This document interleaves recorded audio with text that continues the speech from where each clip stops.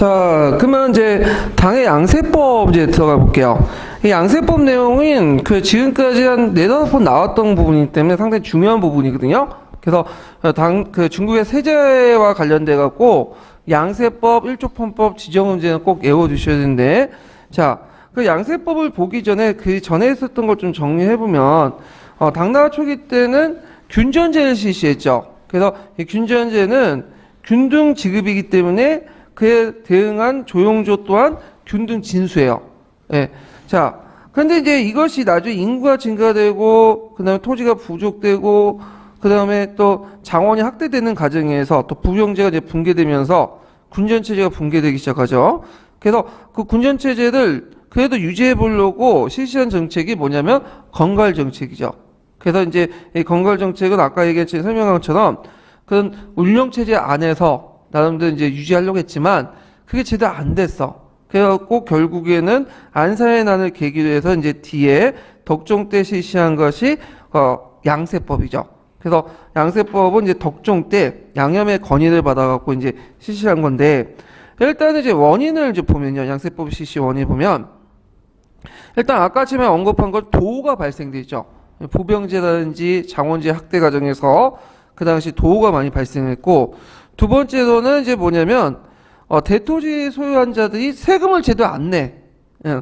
그리고 안산에 난 이후에는 이제 강북 지역에 이제 그 뭐냐면 영향력이 상실됐죠. 그래서 안산에 난 이후에 그 당나라 중앙정부가 차지했던 곳은 어디예요?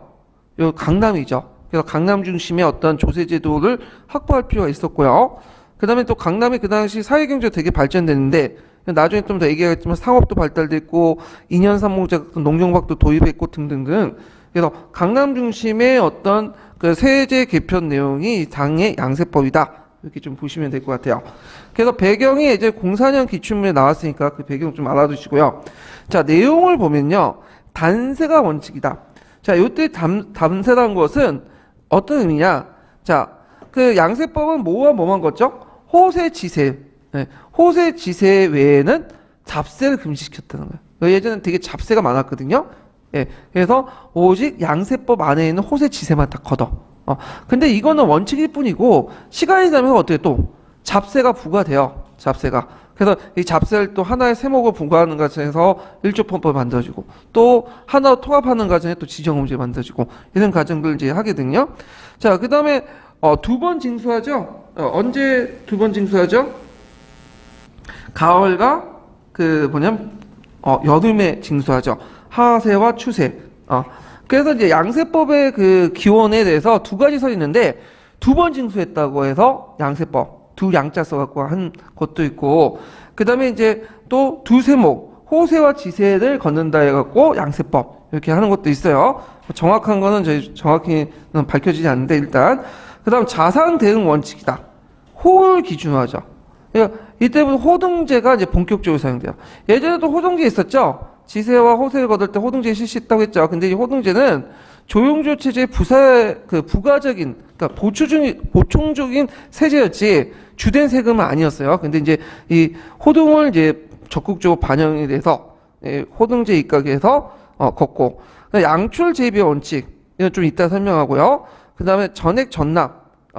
전액 전납은 엄밀히 말하면 전액 전납은 아닌데, 일단은 돈으로 걷는 거죠. 돈으로. 그리고 거주지 등록. 거주지 등록이라는 것은 이제 본관지가 아니라 거주지라는 그런 것들을 이제 연결시켜서 이제 보시면 되는데, 자, 그래서 이제 그 밑에 신당서 양형적에 이제 그 당시 관련된 사료들이 있어요. 한번 읽어보시고, 그럼 한번은 하나하나의 원칙을 볼게요. 이 원칙도 꼭 외워두세요.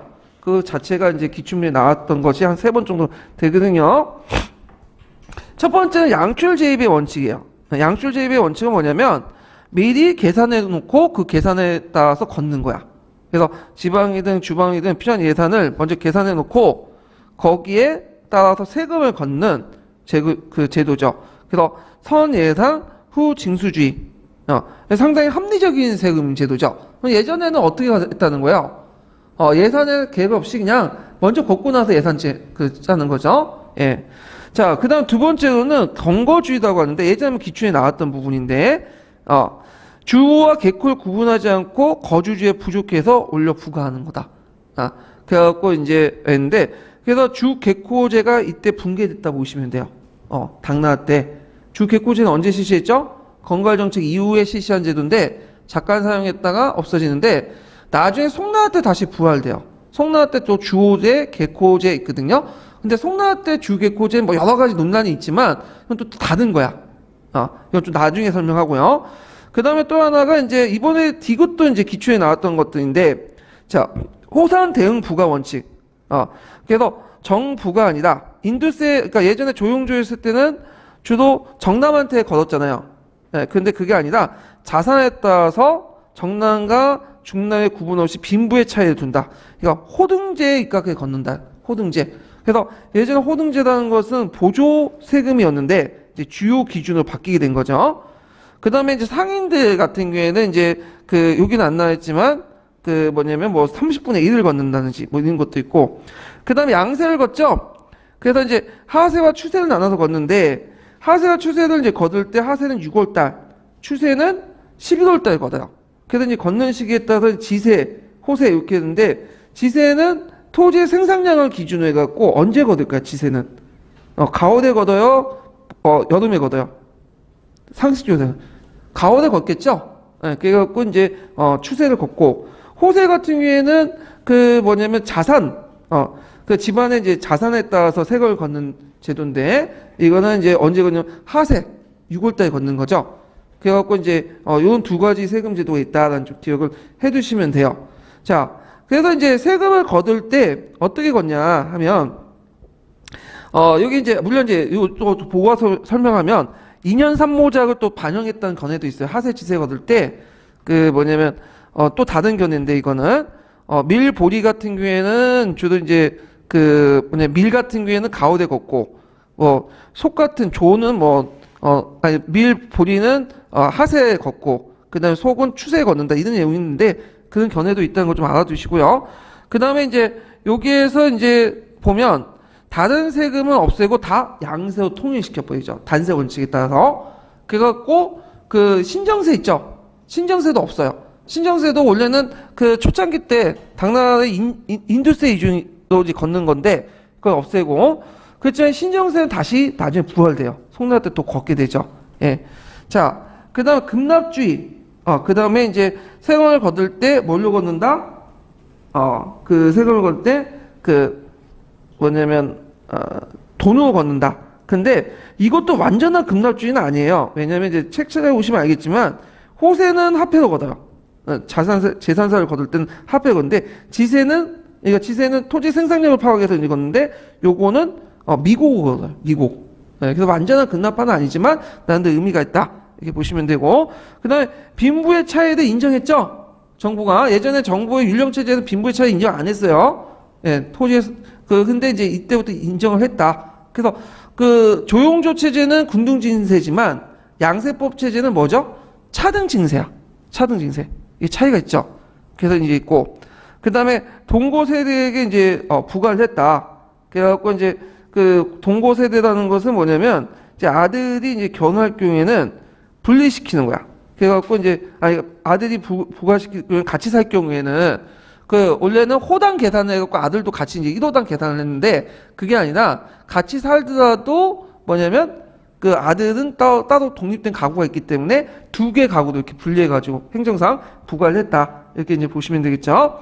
자, 그래서 이제 인구 증가에 세금 징수를 했다. 그래서 예전에 한 개 호적이 하나만 딱 부과돼 있으면 그냥 그 호를 기준으로 했지만, 이제 실제로는 그렇게 해놓고 따로 사는 사람도 많고 그러잖아요. 지금도 그렇지만. 예. 그래서 이제 실제 어떻게 하냐에 따라서 호 기준이 아니라 실제 동고 여부를 따지고 이제 해가지고 얘기를 해서 부과를 한 거다.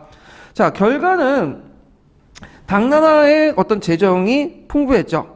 예, 풍부해졌고, 자, 의미는 조용조 개별적, 인신적, 군중적 인민지에서 양세법의 호 단위의 자산에 따른 징세한 체제로 바뀌게 됐다, 이렇게 이제 보시면 되죠. 그래서 국가가 이제 빈부의 차이를 인정하고, 그리고 국가가 국가가라는 말 써야지 이제 말이 되겠죠. 그리고 국가가 그다음 개인이 대토지 소유를 개인이 가지고 있는 대토지 소유를 인정해줬다. 그래서 그걸 바탕으로 해가지고 세금을 걷었다라는 의미가 있죠. 자, 그러면 한계를 볼게요. 한계를 보면 일단은 그 빈배차를 정하는데 기금속 같은 동사는 제도 호등에 반영할 수 있어요. 이건 신고에 따라서 한자는데 자기가 기금속 가지고 있다고 해서 신고한 사람도 없겠죠. 예, 지금도 그렇지만 뭐 세금 내기 싫은 건 똑같은 거니까.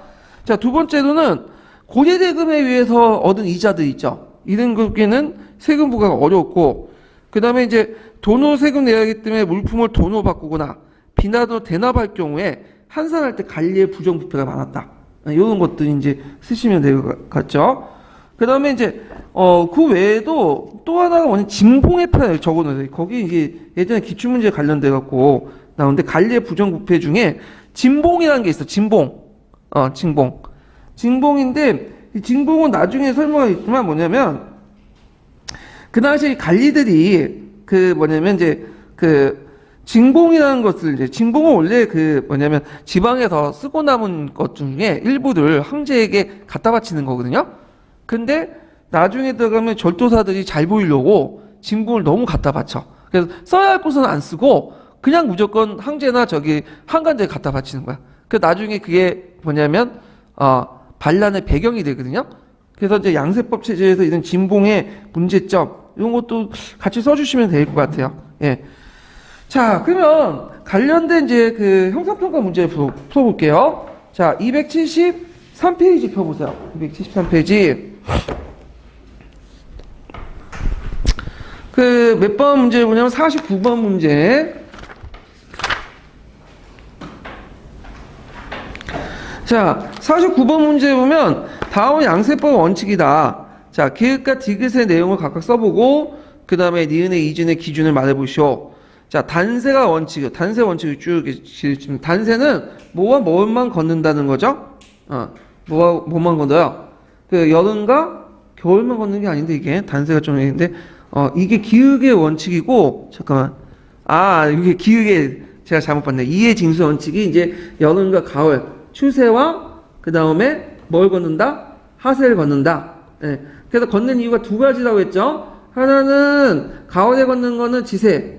그 다음에 봄에 걷는 것은 여름에 걷는 건 뭐죠? 하세는 호등세, 호세. 근데 이제 또 하나의 견해는 2년 3모작이 반영됐다고 그래요. 그래서 이제 미나하고 뭐 쌀 같은 경우에는 하세, 뭐 조를 걷는 건 가을 이렇게 이제 있는데, 자, 그 다음에 이제 디귿은 이제 보면 그 양출 제입의 원칙. 양출 제입의 원칙은 빈부의 차이를 인정하고 지출을 먼저 정한 후에 그에 맞춰 세금을 걷는 거죠.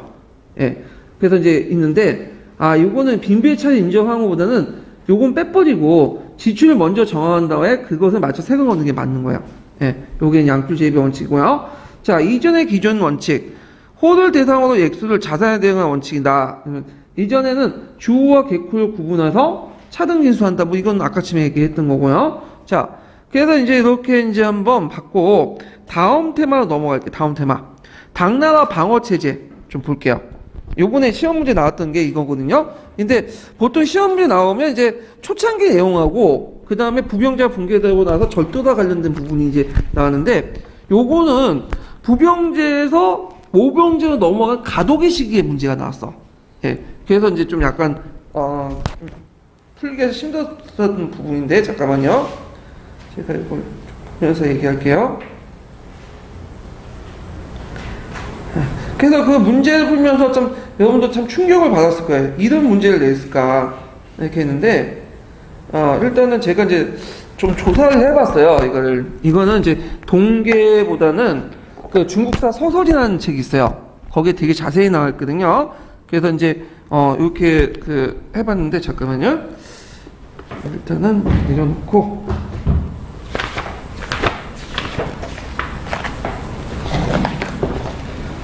자, 보통 그 초기 때를 얘기해 볼게요. 당 초기 때를. 예.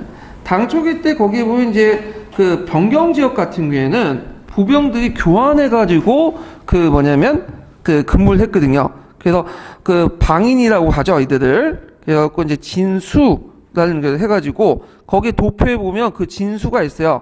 그래서 진수들 몇 개로 묶은 것이 도독부예요. 도독부. 요 도독부를 몇 개로 묶은 것이 도우부죠. 그래서 이게 6개의 도우부가 있죠.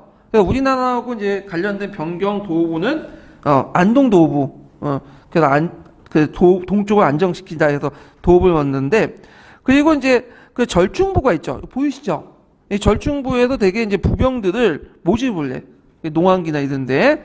그래서 이 농안기에서 이제 병력을 징발하고 훈련시킨 다음에 여기에서 이제 일부는 중앙으로 해서 의사도 파견하고요. 그 다음에 또 일부는 병경에 배치시켜요. 병경에. 그 다음에 또 일부는 자체적으로 이제 지역 방위를 하고 이렇게 이제 나누거든요. 예. 그래서 이제 이렇게 하고요. 그 병경 같은 경우에는 그 진수에는 또 뭐냐면 이렇게 그 부병도 있지만 일부 모병도 있어요. 모병. 당나라 같은 경우에는 번장이라는 제도가 있어요. 번장이라는 제도는 여러분 들어봤을 텐데 그 당나라 그 한인들이 싸움을 잘 못하니까 주로 이제 이민족 출신 중에 뛰어난 장군들, 군인들을 선발해갖고 돈을 주고 고용하는 경우가 있거든요. 네, 당나라 초기 때. 우리나라와 관련된 사람들이 뭐 흑지상지라든지 그런 사람들 있죠. 야. 자, 근데 이거는 그 주요 병력 형태가 아니었어. 그러니까 이제 주로 진수를 지켰던 부대들은 아까 얘기한 절충부에서 모집한 어떤 부대들이요? 부병들이에요, 부병. 부병들이 고대로 해갖고 이제 병경 지역을 지켰거든요. 근데 이제 문제는 이제 아까 얘기한 것처럼 중기 때 들어가면서 이게 무너지게 되죠. 아까 이제 부병제라든지 그 다음에 이제 군전제가 무너지면서 이런 체제 가지고 이제 유지가 안 돼. 그래서 현종 때 들어가면서 점점 이 군진을 통과하는 번진을 설치하죠. 번진을. 그리고 주로 이제 이걸 모병제 위주로 개편이 돼버려.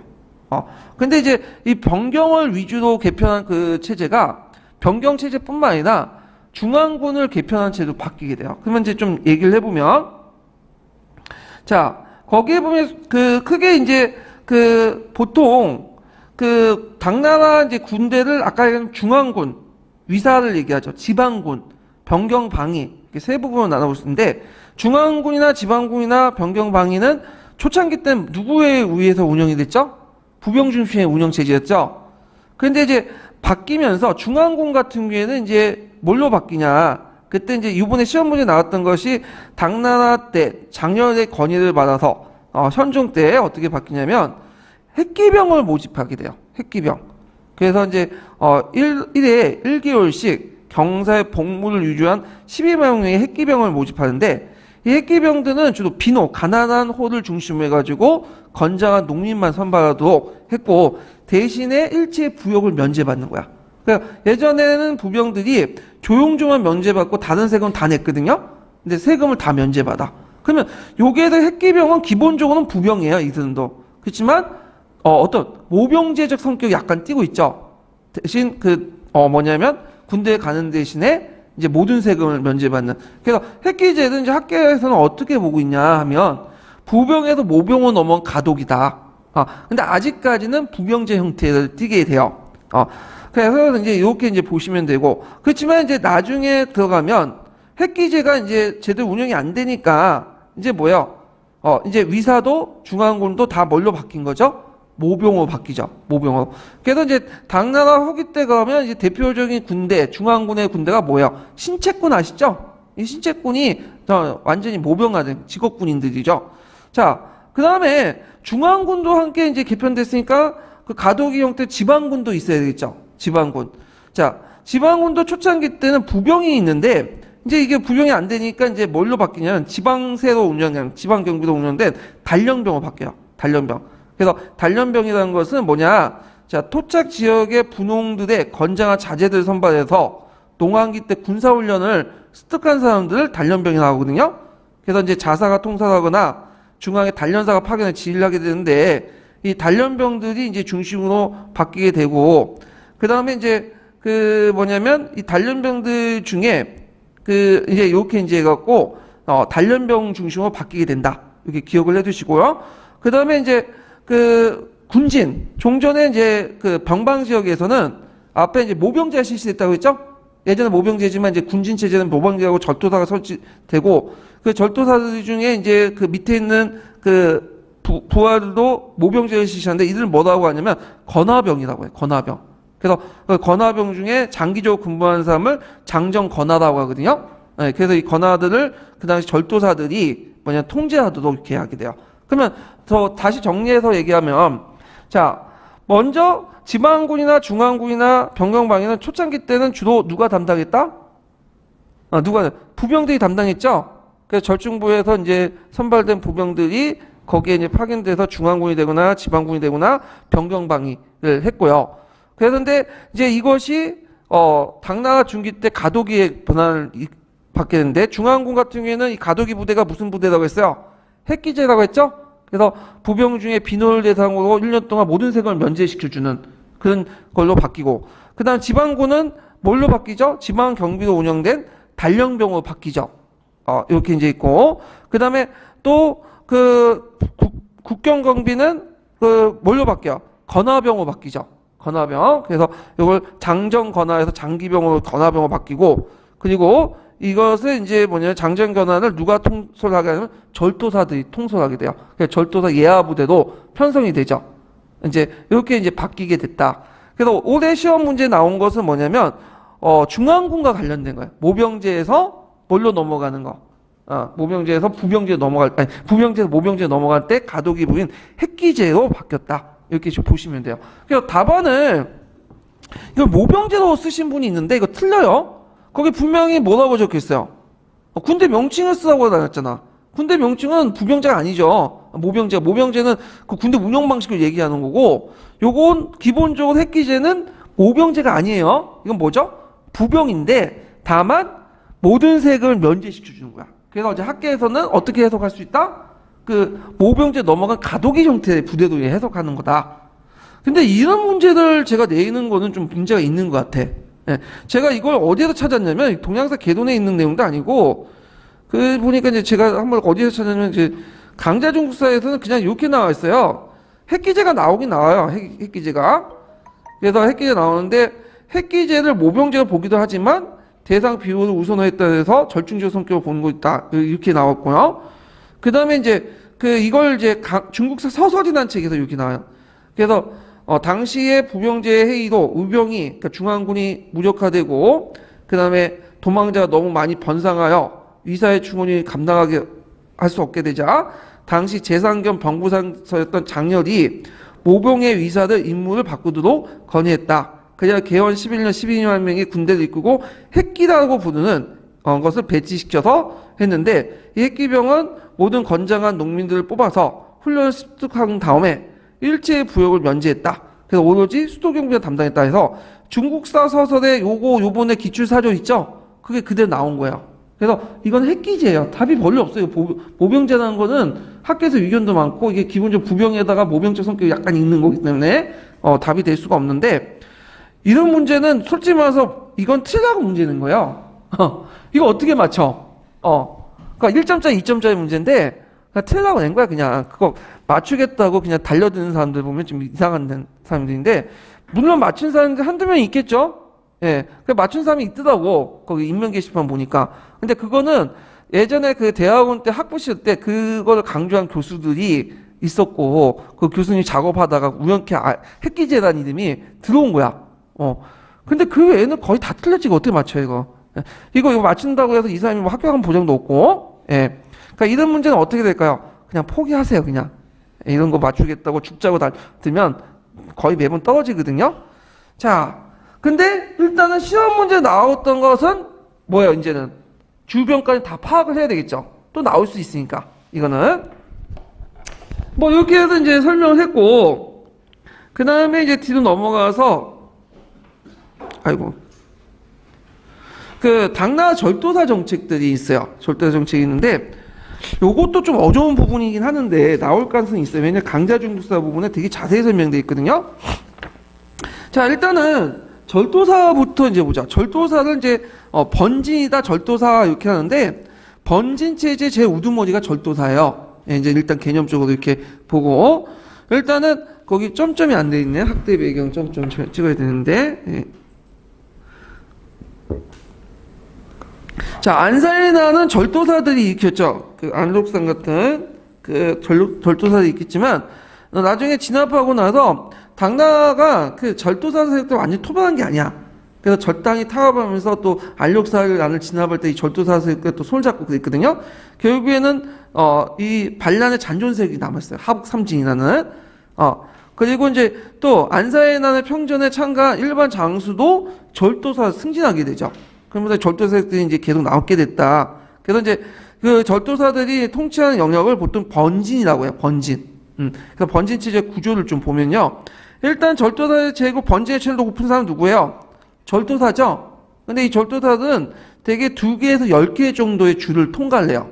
통과하고 그 다음에 그 주의 자사까지 겸임해야 돼. 그래서 이제 그 민정권과 재정권, 군사권을 다 소유하게 되죠. 그 다음에 중앙에 파견된 그 지방관을 임명을 하고, 그 다음에 일족을 지방관을 임명하고, 또 그들끼리 상호 통합을 통해 혼인관계 유지하고, 집단적으로 중앙정부 대항한다. 근데 여기에서 주의할 게 이제 나중에 얘기했지만, 절도사 세력 중에서도 어디에 해당할까, 요거는? 반칙지지라 갖고, 저 하북 지역이나 변경 지역에, 강남 지역 말고, 순지 말고, 그 지역에 해당하는 거예요, 지금. 순지는 철저하게 중앙에 통제돼요, 얘네들은. 그러면 또 하면, 자, 절도사 통치기구를 보면, 일단은, 이 절도사들이 2개에서 10개 정도의 통과를 하는 지역이 있거든요? 그 중에 주의 중심부가 있어요. 10개 중에 중심부가 있겠죠? 거기에 이제 해부라 해갖고, 그 주원을 설치해요. 그리고 나머지 이제 뭐냐면, 그 주들은 사원을 이제 설치해. 그때 그 주의 그 통치하는 사원의 장을 누가 임명하냐면, 절도사들이 마음대로 임명하는, 그러니까 한마디로 지방의 인사권을 다 장악한 거야, 자기가. 그 다음에 반칙제주 기준으로 해갖고 이제 보면, 보통 이제 단련병은 제가 얘기했죠. 지방에서 지키는 부대인데, 우리 식으로 얘기하면 항토 예비군이야.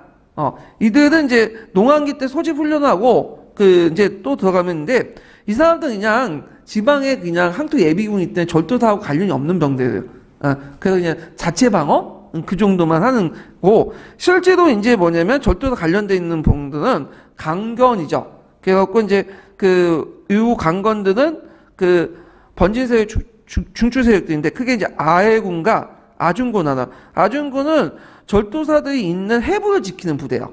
그 다음에 아해군은 파견군이죠. 그 여러 주들 중에 절도사가 없는 주도 있죠. 거기에 파견된 부분을 아해군, 외진군이라고 한다. 이렇게 이제 보는데, 이 외진군은 절도사가 직접 통제하는 게 아니야. 그 절도사와 주종 관계나, 그 가자 관계, 그러니까 아들과 아버지의 관계 맺는, 의부 관계 맺는 그 사람들이 이제 장군이 파견돼가고, 통제하는 부대들이죠. 그런데 이 아해군과 특히 아준군, 이 아준군들이 계속 쿠데타를 일으켜. 그래서 쿠데타를 일으켜갖고 절도사를 피하고 그러니까 못 믿는 거예요. 그래갖고 따로 또 친위 부대를 둬요. 이게 뭐냐면 가병이에요. 이 가병은 아준군의 반란을 대비해서 이제 자기의 신복들로 구성이 돼요. 가부장 관계. 가부장 관계는 뭐냐면 아버지와 아들의 관계죠. 근데 실제 아버지 관계가 아니라 부자 관계는 현현적 관계야. 그래서 자기의 그 똘똘한 부하장수들, 신복들을 자기 아들로 삼아요. 양자로 들여가지고. 그래서 아들은 그 아버지인 절도사를 충성하는, 효와 충을 결합시킨 거지. 근데 이런 관계들은 한인들이 정통적으로 있었던 거 아니야. 되게 어디에서 이민족들이 있던 거야. 그러니까 절도사들이 상당수가 거의 몇 %, 거의 반이 이민족 출신들이야, 그냥. 얘네들이. 자, 그런데 그럼에도 불구하고 쿠데타는 안 일으켰을까? 계속 쿠데타 일으키죠? 네, 가병도 쿠데타 있고. 네. 그래서 하여튼 뭐 이렇게 했는데, 번진체제의 구분을 이제 볼까요? 시기적으로 이제 한번 구분을 해보면, 그게 이제 강자중국사에서는 몇 시기로 나누냐면, 이 잠깐만요. 번진 시기를 이제, 3기 정도? 그러니까, 세 부분으로 나눠요. 세 기로 나누는데, 일단은, 첫 번째 시기는 언제 때냐면, 번진이 이제 만들어지고 나서 안사의 난까지. 이게 초창기 때죠. 요 초창기 때, 안사의 난 전까지의 번진은 주로 어디에 해당하는 변경 번진기. 그러니까, 원래 번진이 설치한 곳은 뭐예요? 예전에 진수가 설치했던 곳이에요. 예, 그래갖고 이제 변경을 방어하기 위해서 10개의 절도사를 둔 거죠. 예, 그래서 이제 있는데, 그래서 이제 이 번진에 설치하는 건 어떤 의미가 있냐? 이제 당나라가 대팽창을 그만두고 방어체제로 나갔다는 거예요. 그러니까 당나라의 어떤 세계체제의 어떤 성격이 후퇴됐다. 그런 의미에서 이제 보죠. 그래서 안서, 북저, 하서, 등등등등을 했는데, 근데 안산의 난이 발병되고 나서 그 뭐냐면 이 절도사들이 그 번진들이 그 밖이 아니라 내지까지 설정해요. 이걸 내지 번진기라고 하거든요. 그래서 이제 강자 중국사에서는 보통 이제 9세기에서 원화 중흥 이전까지를 내지 번기 1기라고 이제 보고 있고, 그 다음에 또 이제 원화 그 중흥에서 항소의 난까지를 제2차 순진화 해갖고 이제 뭐냐면 이지 번기 그 내지 번기 2기도 이제 보고 있죠. 이렇게 이제 나눠지고 있는데 그 원화 중흥을 계기로 해갖고 나는데 일단 이제 보면요. 자, 그 내지 번기 1기 때의 이제 번진 때 성격을 보면 되게 그 세 가지로 나눠볼 수 있어. 하나가 뭐냐면 그 분리진영이요. 반칙지지라고 하죠. 이 반칙지지라는 말은 당나라 입장에서 보는 거야. 당나라 입장에서 중앙정부의 그 뭐냐면 세금도 안 올리고 자기에서 이제 군사권, 인사권 다 장악하면서 자체적 거의 반독립적인 세력들을 얘기하는 거죠. 그래서 이제 당나라의 그 안산의 난이 진압하는 과정에서 안산의 자녀 세력들, 하북 삼진이라든지 하북의 동북지역 이런 지역의 이제 세력들을 얘기하는 거죠. 그래서 우리가 이제 알고 있는 이정기 같은 사람도 있죠.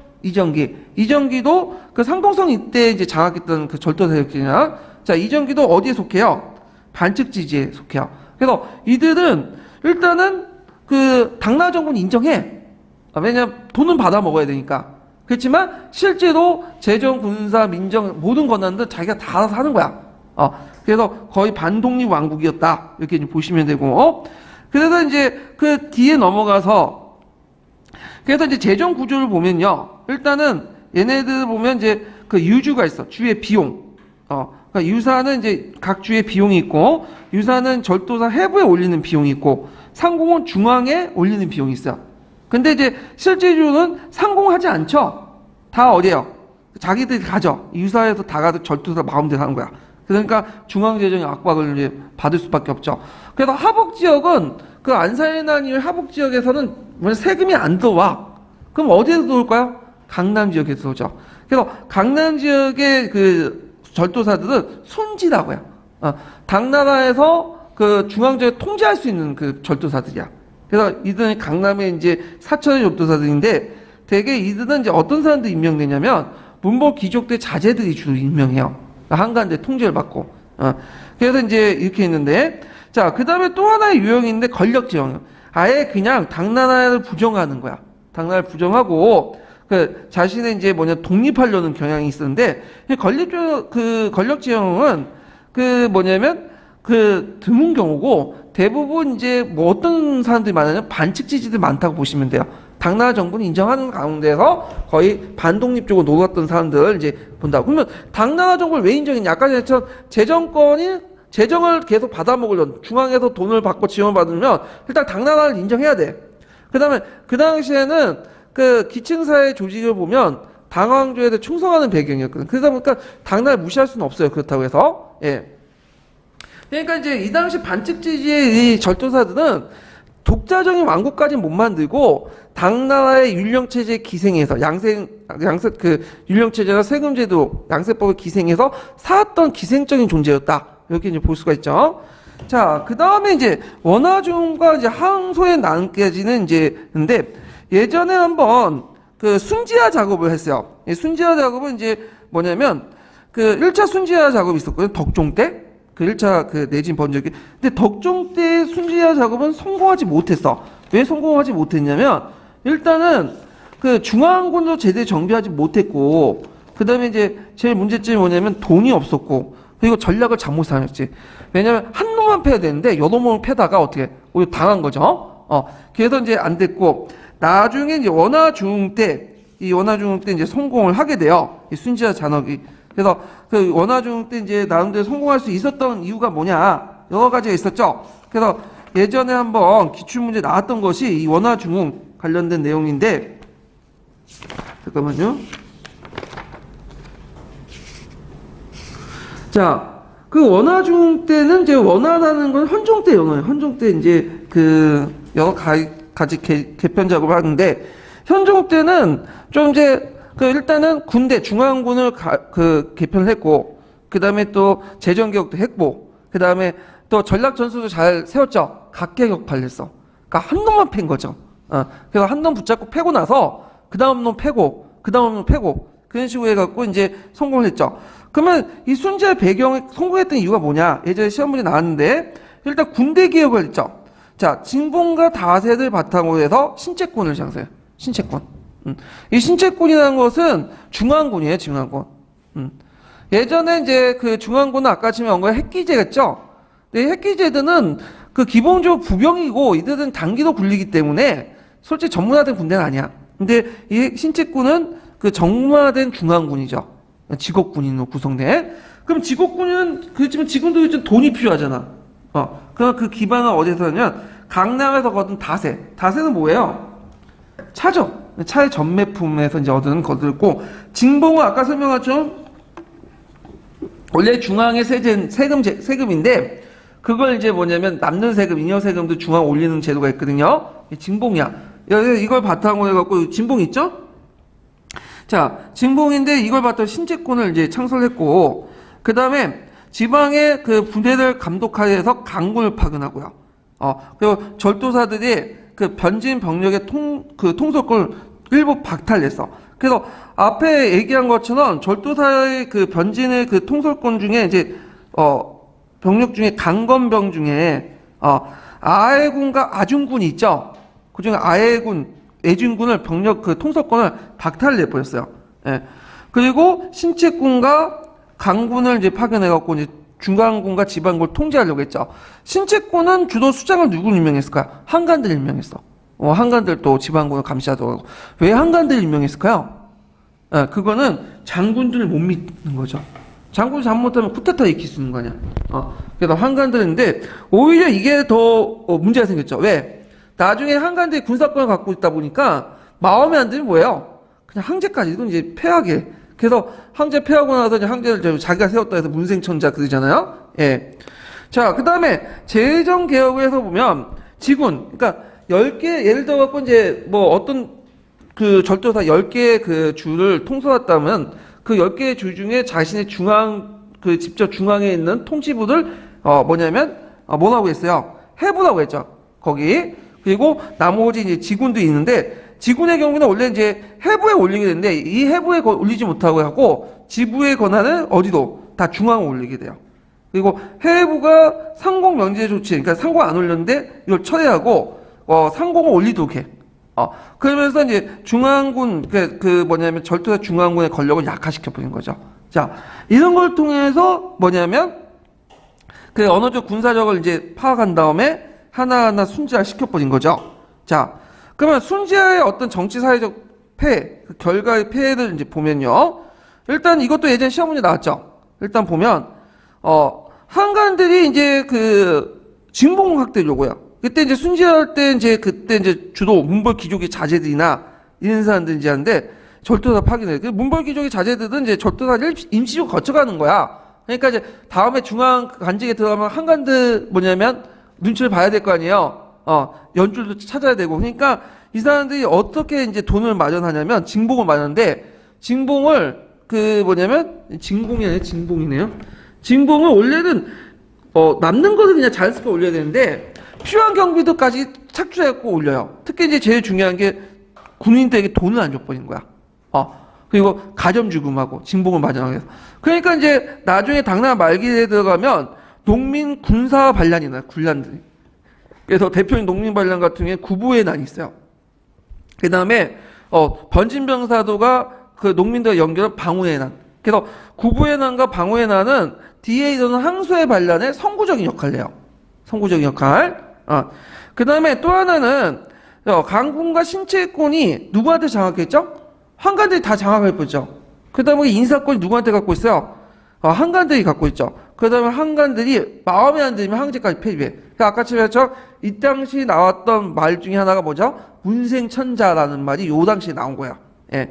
그 다음에 이제 또 그 문신관료들이 이제 절도사를 파견했기 때문에 이들은 짧은 임기가 있었고, 그 문간 철도사들이 이제 왔을 때, 이렇게 이제 다시 돌아왔을 때, 또 이렇게 문간 철도사들이 이제 중앙으로 이렇게 들어갔을 때, 문간 철도사들이 이제 지방에 내려갈 때, 그 지방에 자기 밑에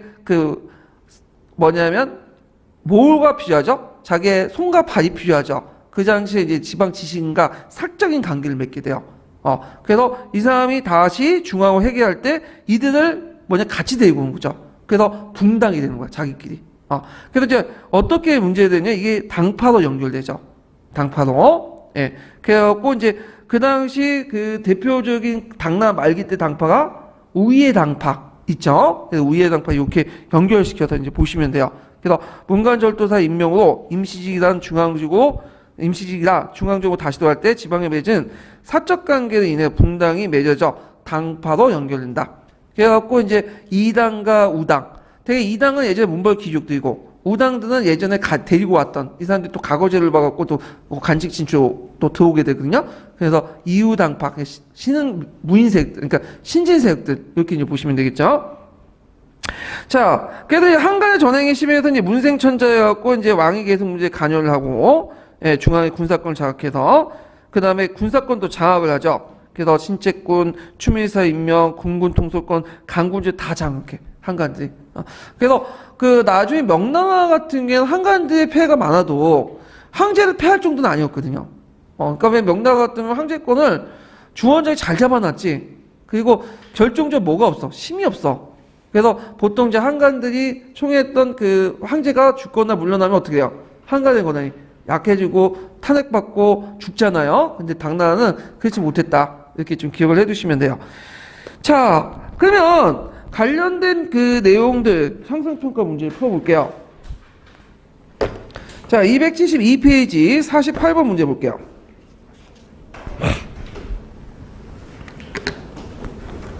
자, 48번 가와 나에 들어갈 말을 각각 써보고 가와 나를 성공적인 그 변화시킨 군사적 재정적 요인을 말해보시오.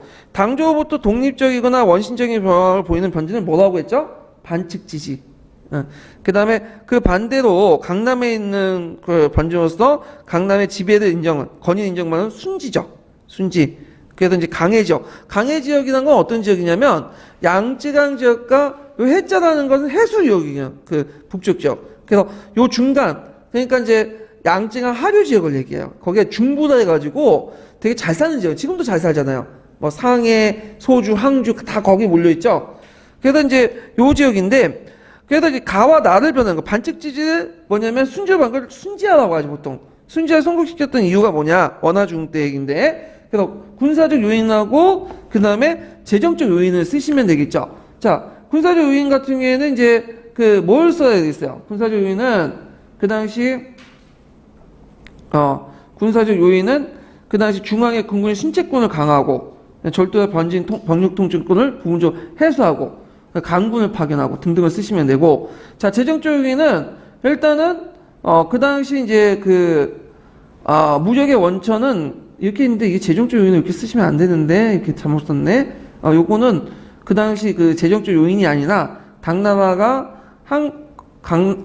당나라가 안산에 난 이후에도 계속 유지될 수 있었던 배경인데 요거 좀 곤치시고요. 어떻게 쓰시냐면 진봉과 다세를 재정적 기반으로 했죠. 진봉과 다세라는 말 꼭 들어가야 돼요.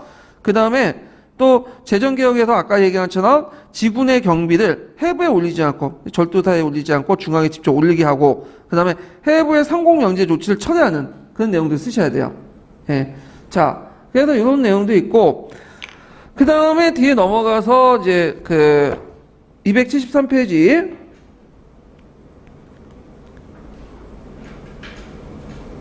자 50번 문제를 볼게요. 50번 문제.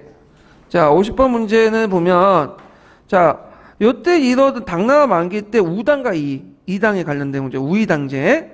다음 설명하고 있는 당쟁의 발생 배경을 서술해보고, 기획과 니은의 출신 배경을 말해보시오. 자, 당나라 때 발생한 당쟁 우이당쟁이라 하는데, 우당의 대표적인 사람이 우승효, 이당의 대표적인 사람이 이덕유, 이렇게 있거든요. 자, 발생한 배경은 이제 뭐냐. 자, 요거는 이제 절도사와 관련된 건, 절도사들이 그 당시 문간 절도사들이 들어왔죠. 그래서 이들이 이제 지방에 가서 자기 막노로서 개인적 유대 관계를 맞는 지방색들이 들어오게 돼요. 그래서 이들은 물론 속간에 침입하지만 되게 각오제를 통해서 정식으로 이제 품간에 들어가게 되거든요. 그 당가, 그다음 기존에 뭐냐면 고위직자로서 음소를 통해서 등장한 당과 문벌기조가 싸우게 되죠. 그래서 대개 보면 이제 사쪽에 들어온, 그러니까 그 밑에 지방세력이 이제 절도세력과 손을 맺고 들어온 당들, 과거제도를 통해서 들어온 당들을 우당이라고 하고요. 그 다음에 이에 반해 고관자적 특권을 이용해서 강계에 진출했던 사람들 이당이라고 하죠. 그래서 보통 이제 우당과 이당의 싸움을, 그 우당은 지방의 신흥세력들 진사과 출신이고 이당은 검문세력들 출신이다, 이렇게 이제 보는 학자들의 견해도 있어요. 근데 또 다른 경우에는 출신 성분을 비교해 보니까 우당이나 이당이나 똑같다는 거야. 왜냐면 우당도 진사과 출신이라서 거의 진사과가 볼 수 있었던 것은 그 당시 당나 이부시라는 게 있었죠. 그렇기 때문에 문벌귀족들이 대부분 받고, 우당이나 이당은 다 문벌귀족이고, 다만 이제 자신들의 어떤 정책 과정이나 이익 과정 때문에 싸웠다, 계층은 동일하다, 이렇게 보는 관점도 있어요. 예, 이거는. 근데 이거는 후자의 관점보다 전자의 관점을 가지고 얘기를 하는 거고요. 그 다음에 51번 같은 경우에는 그 당시 그 한간들이 정치 개입 때문에 폐익과 살해마저 행해지는 사건들이 일어났죠. 그래서 그 당시 황제들을 뭐라고 불렀죠? 한간들이 문생천자. 그렇게 할 수 있었던 거는 일단 실체권을, 지휘권을 갖고 있었고, 강군에서 각 지방군도 감독했죠. 군사권을 갖고 있었고. 자, 그래서 이제 그거에 대해 대항해갖고 한번 이런 사건이 감노의 변이 있어요. 감노의 변. 시간 관계상 이제 설명 못 드리는데 한번 각자 찾아보시고. 그렇지만 그것도 이제 실패를 했고, 그래서 이제 있는데, 그럼에도 불구하고 그 당나라가 유지될 수 있는 경제적 배경이 뭘까요? 순지였던 강해 지역이 경제력이 있었기 때문이죠. 강남 지역이. 근데 항소의 난이에 이 지역마저도 어떻게 붕괴되다 보니까 이제 당나라가 망하게 된 거죠. 이렇게 이제 연결시켜서 보시면 돼요. 자, 그 다음에 T장 넘어가서 52번 문제 볼게요. 자, 가에 들어갈 말 써보고 가의 내용을 말해보시오. 그리고 가를 실질적으로 면역하기 위해서 방법이 무엇이며 그 방법이 일어난 문제점을 쓰시오. 이게 이제 요번에 시험 문제 나왔던 예전에 시험 문제 나왔는데, 자, 순지하 이후에 이제 문간 관료들이 절도로 내려가니까 한간들에게 잘 바치고자 뇌물인 뭘 썼죠? 징봉을 썼죠. 원래 징봉은 뭐 하는 거야? 경비조라고 같은 게 말했는데 필요한 경비들은 다 집어넣어가지고 갖다 바친 거야. 그러다 보니까 어떻게 돼요? 이에 대한 불만이 있을 수밖에 없죠. 그래서 실제 병사도 급여를 줘야 되는데 안 줘버리고, 백성들 써야 할 돈을 그냥 안 써버리고, 그러다 보니까 당나라 말기 때 그 일반 농민들 잡세들이 부과되고, 그다음 병사들 급여도 안 받고 하니까 어떻게 반란들이 일어났잖아. 방호의 난이나 뭐 이런 반란들이 일어나고, 이것이 항소의 난의 기반이 되는 거죠. 그 선구 역할을 했다. 그래서 이제 이런 내용들 쓰시면 되고, 그래서 53번과 연결돼가지고 기읍과 니은이 일어나는 방호의 난, 이렇게 보시면 되는데, 구부의 난은 농민 반란이고, 방후의 난은 뭐냐면 농민들과 병난이 결합된 거야. 병사들 반란들이. 그래서 이제 있고, 항소의 난 이후에 그 당나라 붕괴된 거 뭐라고 쓰시면 돼요? 강남 지역을 잃었기 때문에 이렇게 쓰시면 되겠죠. 결정적으로. 그래서 이제 이렇게 이제 봤고요. 예. 그래서 이제 한번 당나라의 그 말기 때 절도사와 관련된 내용들, 그리고 당나라 말기 때 그런 정치사를 한번 봤어요. 예. 그래서 요번에 이제 재작년이나 작년 기준에 보니까 당나라 말기 때 제도사, 군사제도 관련된 나오는데, 그 교수님이 동일한 것 같아요, 제 생각에는. 뭐, 다른 교수님이 들어갔다고 하시는데, 동일한 분이 그 비슷한 그 관심 부분을 했기 때문에 낸 것 같은데, 저도 예측을 했는데 욕을 낼지는 꿈에도 몰라. 햇기절 낼지는 꿈에도 예상 못 했거든요. 예측이 아주 빗나갔는데, 요번에는 모르겠어요. 당나라 사를 전공하신 교수님이 들어갈지 모르겠고, 아마 2년마다 한 번씩 교체가 되거든요. 그래서 요번에는 당사가 아니라 제 생각에는 뭐 송사 쪽이나 위진남 쪽, 송사 쪽에 나오면 되게 뭐가 나오면 왕한선 신법, 대관계, 과거제도 그거 한정돼서 나오더라고 되게. 그래서 요 정도에 나올 것 같은데 잘 모르겠고, 하여튼 다 봐주세요. 예, 다 뼈가 되고 뭐 살이 되는 거니까 피가 되고. 자, 그러면 다음 테마 나온 게 동아시아 문화권인데, 요거는 제가 내일 더 학교에 가야 되기 때문에 오늘 여기까지 끝낼게요. 예, 오늘 수고하셨습니다.